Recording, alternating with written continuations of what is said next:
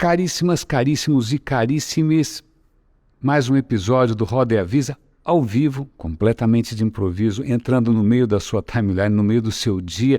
Aliás, isso se os meus sacrifícios, né, o incenso que eu acendi, as velas que eu acendi, para que o algoritmo me beneficiasse, realmente funcionaram. Porque eu tenho que ser grato a essa nova divindade que decide, né, quem vê o quê, né, que é impenetrável, essa nova criação a quem a gente tem que se sujeitar. Quando você cria conteúdo, você tem que torcer, você tem que rezar para que isso atinja pessoas que não necessariamente... Bom, se você está me assistindo, eu só tenho a ser grato ao algoritmo.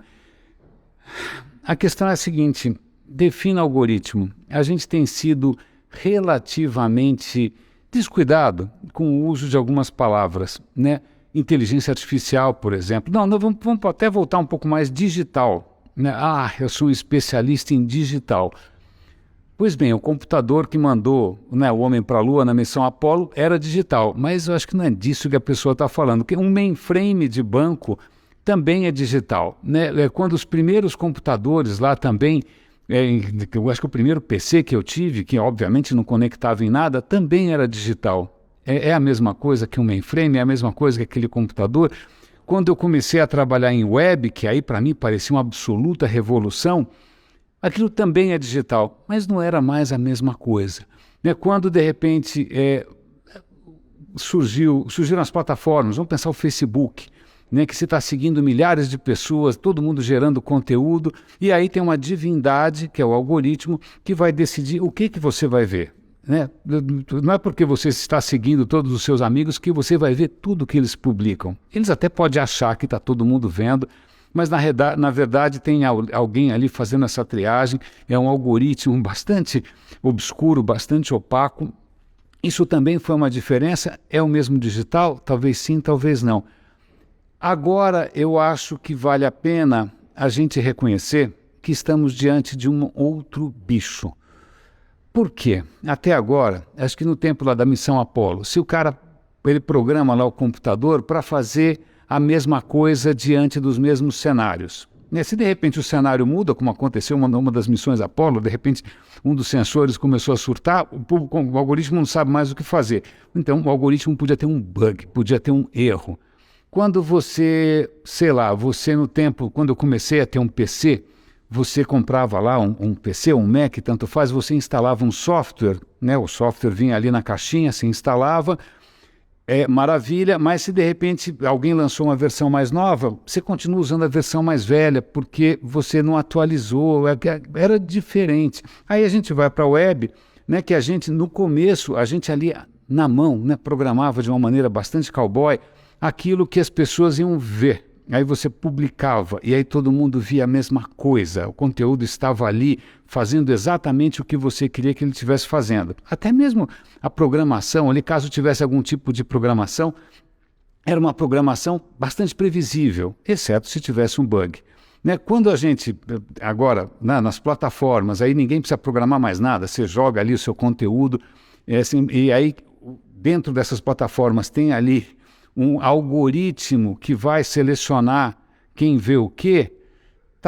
Você não sabe como funciona o algoritmo, isso é segredo de Estado, ninguém sabe como funciona o algoritmo do Google, você pode tentar adivinhar. Não porque ele seja misterioso, não, é simplesmente porque ele está trancado numa caixa preta, né? Porque simplesmente os caras protegem esse segredo, mas ele se comporta da maneira que os programadores programaram, certo? Certo. Agora nós estamos diante de um outro cenário. Esses robôs, como o ChatGPT, Bing Chat, DALL-E, Midjourney, Stable Diffusion, que fazem imagem, que fazem texto, a coisa é um pouco diferente. Porque a gente criou ali um bicho novo, em que a gente dá para esse bicho a capacidade de aprender, ele pode aprender, e aí você dá um monte de conteúdo para ele destrinchar, para ele mastigar, para ele ruminar, e ele começa sozinho a encontrar associações, ele começa sozinho a construir alguma coisa que você não sabe o que é. Quem construiu esses novos robôs não sabe como eles pensam. Na verdade, eles nem sabem do que esses robôs são capazes. Porque como é que você vai saber? Né? O robô ali não está contando para você, olha, descobri agora que eu consigo interpretar as emoções humanas, descobri agora que agora eu conheço tanta química quanto um pesquisador de academia. Ele não fala nada, você descobre às vezes sem querer. Ups, que engraçado, ele aprendeu a falar persa. Ups, que engraçado, ele consegue imitar o estilo de fulano, de Beltrano. Ups, que engraçado, ele agora é capaz de fazer uma pintura no estilo de não sei quem. Eu não tinha ideia. Veja, a gente criou uma... Até agora, o que a gente estava fazendo era máquinas que seguiam passos que a gente tinha construído. Né? Se a gente escreveu código ruim, ok, melhora o código, ele vai funcionar um pouco melhor. Agora a gente soltou a coleira, né? A gente está deixando essas novas criaturas aprenderem sozinhas. Como? A gente não sabe. Elas sabem explicar? Também não sabem. Elas estão desenvolvendo capacidades que a gente não conhece e provavelmente elas já aí descobriram correlações que a gente só vai descobrir mais tarde. A gente está sempre se surpreendendo. É outro bicho completamente diferente, porque não é que é uma caixa preta porque os donos ou os criadores estão escondendo alguma coisa de você. Na verdade, nem quem criou entende como ela está funcionando. E o que é muito curioso é que esses robôs, eles estão começando a se aprimorar sozinhos, eles não estão esperando a gente para fazer uma versão nova. O ChatGPT, eu vi, aliás, por favor assistam, vou dar o link depois para uma palestra do Tristan Harris e do Asa, que o que acontece é o seguinte, o ChatGPT já está começando a olhar para o próprio código para ver, será que o meu código não pode funcionar mais rápido? E ele está conseguindo se acelerar sozinho. Puxa vida, não tem mais nenhum texto para eu ler. Bom, já sei, eu vou inventar texto para eu mesmo interpretar. Ou então, pensando bem, já que não tem mais texto para eu ler, eu vou pegar todo o áudio do YouTube, todo o áudio dos podcasts, do René falando que nem um louco numa live, eu vou transcrever isso em texto e pronto, agora eu consigo me alimentar com coisas novas.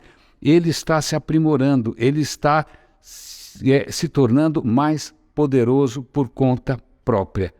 E isso é bastante novo. O Yuval Harari, que é um cara que eu admiro bastante, espero que você também tenha o mesmo apreço, porque ele é bastante novo, né? É um historiador que quando ele fala, olha, eu sou um historiador e história para mim parece inclusive biologia, parece física, porque história para mim é você entender as mudanças. Né? Não só... Bom, legal essa história. E o Yuval Harari falou, olha, a última mudança tão dramática na civilização humana foi a bomba atômica. Né? Porque a gente descobriu uma energia absolutamente extraordinária que podia ser usada de uma maneira, sei lá, produtiva e de uma maneira absolutamente destrutiva. Né? Mas aí o Tristan faz uma analogia interessante. Uma bomba atômica, ela não fica maior. Uma bomba atômica de 5 megatons, ela continua tendo 5 megatons. Não é que você vai olhar num certo momento e ela descobriu como ter 20 megatons. Então, estamos diante de alguma coisa absolutamente nova que merece outros nomes. Não é tudo AI, não é tudo inteligência artificial. O que a gente está criando não é mais aquele robozinho que de repente conseguia detectar um câncer de mama, um robozinho que consegue descobrir qual é o currículo que é adequado. Não, isso é uma versão quase embrionária. Né? Essas criaturinhas, elas não evoluem dessa maneira, não têm essa capacidade. Porque o que esses modelos têm hoje, ChatGPT e tantos outros, conceitualmente é diferente. Eles estão tratando tudo como linguagem. E se tudo é linguagem, ela consegue perceber correlações e vai conseguir... E tem inúmeros desdobramentos. Eu não vou colocar aqui quais são os desdobramentos mais preocupantes, os mais assustadores. Não, eu vou dar aqui o link, vocês assistam lá o Tristan Harris falando a respeito. Mas o que eu acho que já que a gente está falando de linguagem, vale a pena a gente ser um pouco mais rigoroso. Isso não é mais um algoritmo, o algoritmo era uma sequência de instruções, o algoritmo é relativamente compreensível.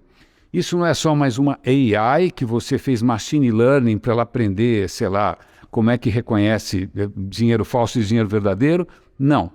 Isso é uma outra criatura que merece um outro nome e estamos diante de alguma coisa que já está ultrapassando a nossa própria capacidade Não dá para acompanhar. A gente não é mais capaz, com o nosso cérebro, com o nosso conhecimento, que a gente prezava tanto, não é mesmo? A gente não consegue mais acompanhar isso que está aí no seu celular. Você pode entrar nesse momento, tem um botzinho dentro do Snapchat, já está em toda parte. E o que é muito engraçado, a gente está deixando entrar nas nossas vidas alguma coisa que a gente não sabe ainda como funciona e não vai saber, né? Não vai saber porque nós já ficamos para trás.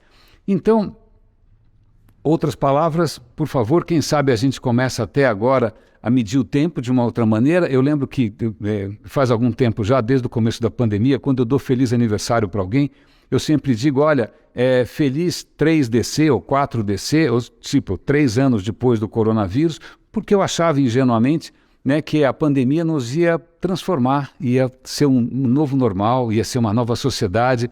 Na verdade, o efeito da pandemia parece ter sido esquecido, né? O trânsito voltou a ser péssimo, a gente voltou a gourmetizar a cidade, a gourmetizar a vida, parece que a gente não aprendeu nada. Talvez aí, se tem algum candidato a ser um novo início de calendário, talvez seja 2023, e por conta desse bicho que a gente nem sabe que nome dá.